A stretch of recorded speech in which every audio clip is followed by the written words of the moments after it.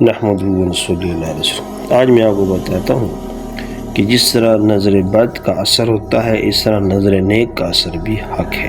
رسول کریم صلی اللہ علیہ وسلم نے اس کی تصدیق فرمائی کہ نظر بد کا اثر حق ہے۔ ایک حدیث میں ہے کہ نظر بد ایک انسان کو قبر میں ان کو ہنڈیا میں داخل کر دیتی ہے۔ اسی لیے رسول کریم صلی اللہ علیہ وسلم نے جن چیزوں سے پناہ مانگی اور امت کو پناہ مانگنے کی تلقین فرمائی ہے ان میں من کل عین لامہ بھی مذکور ہے، یعنی پناہ مانگتا ہوں نظر بد سے۔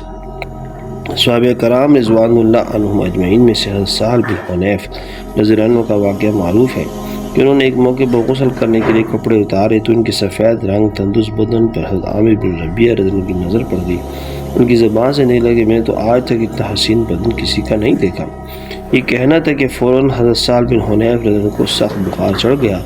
رسول اللہ صلی اللہ علیہ وسلم کو جب اس کی اطلاع ہوئی تو آپ صلی اللہ علیہ وسلم نے علاج تجویز کیا اور عامر بن ربیعہ رضی اللہ عنہ کو حکم دیا کہ وضو کریں اور وضو کا پانی کسی برتن میں جمع کریں اور یہ پانی سہل بن حنیف رضی اللہ عنہ کے بدن پر ڈالا جائے۔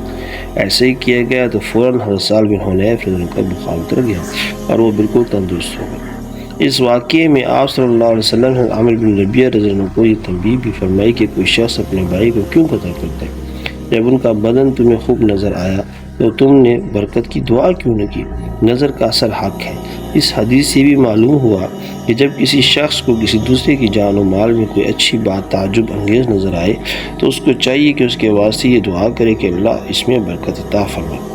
بعض روایات میں ہے کہ ما شاء اللہ لا قوت الا باللہ کہے، اس سے نظر بد کا اثر جاتا رہتا ہے۔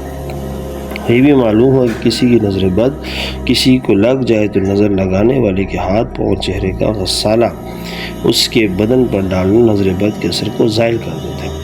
قرطبی نے فرمایا ہے کہ تمام علماء امت اہل سنت والجماعت کا اس پر اتفاق ہے کہ نظر بد کا لگ جانا اور اس سے نقصان پہنچ جانا حق ہے۔ جب بری نظر میں تاثیر ہے تو اچھی نظر کی بھی تاثیر ہو سکتی ہے۔ اولیاء اللہ تعالیٰ کے خاص بندے جب نظر ڈالتے ہیں تو ہدایت عام ہو جاتی ہے۔ اللہ تعالیٰ مجھے اور آپ کو نظر بد سے بچائے اور نظر نیک کے اثر سے ہمیں متاثر کرے۔ جزاک اللہ خیر۔